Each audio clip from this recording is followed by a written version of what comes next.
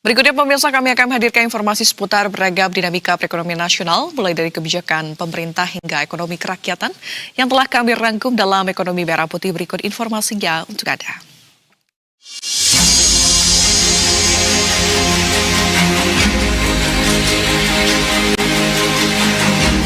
Presiden Hasim Joyo Hadikusumo dan Menteri Kesetaraan Inggris Sima Malhotra.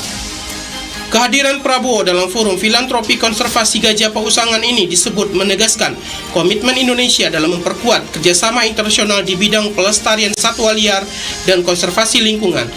Selama forum filantropi berlangsung, Presiden Prabowo dan Raja Inggris terlihat berinteraksi langsung dengan para peserta pertemuan.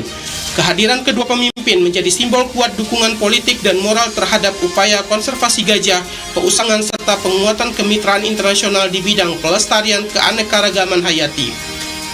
Kehadiran Prabowo dalam forum ini disebut sejalan dengan komitmen Indonesia untuk mendorong kolaborasi global dalam perlindungan satwa liar, sekaligus memperkuat diplomasi lingkungan sebagai bagian integral dari agenda pembangunan berkelanjutan Indonesia di tingkat dunia.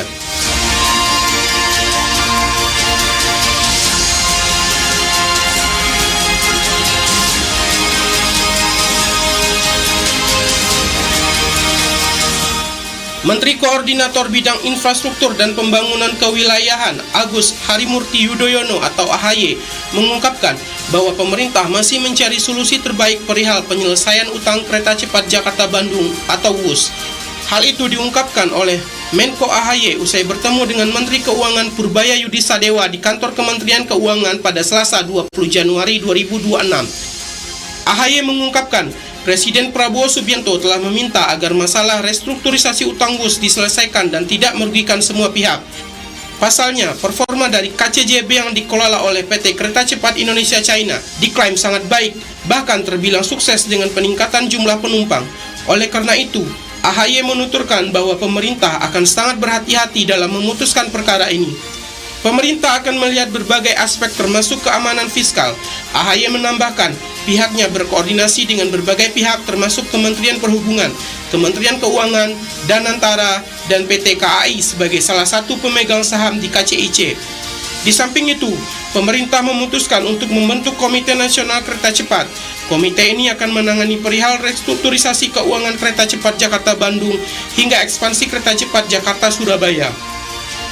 Strukturisasi keuangan kereta cepat Jakarta-Bandung. Ya, mohon sabar karena memang kami juga terus mencari solusi yang terbaik. Prinsipnya adalah sesuai arahan Bapak Presiden Prabowo Subianto bahwa ya negara, pemerintah akan mengambil tanggung jawab juga terkait dengan struktur keuangan. Jangan sampai kemudian terjadi hal-hal yang tidak kita harapkan bersama, karena sebetulnya proyek kereta cepat Jakarta-Bandung ini juga punya nilai ekonomi dan juga meningkatkan konektivitas, mobilitas. Bahkan Pak Presiden sendiri sudah menyampaikan kepada kita semua untuk mengembangkan konsep bukan hanya Jakarta-Bandung, tapi juga hingga Jawa Timur, hingga Surabaya. Nah, namun tentu kita terlebih dahulu harus fokus pada restrukturisasi keuangan, karena ini juga berkaitan dengan pihak Tiongkok dan keamanan, saya ulangi, keamanan fiskal dari perusahaan-perusahaan yang ada di proyek tersebut. Nah, kita selama ini juga terus berkoordinasi dengan sejumlah stakeholders utama, tentunya Kementerian Perhubungan sendiri.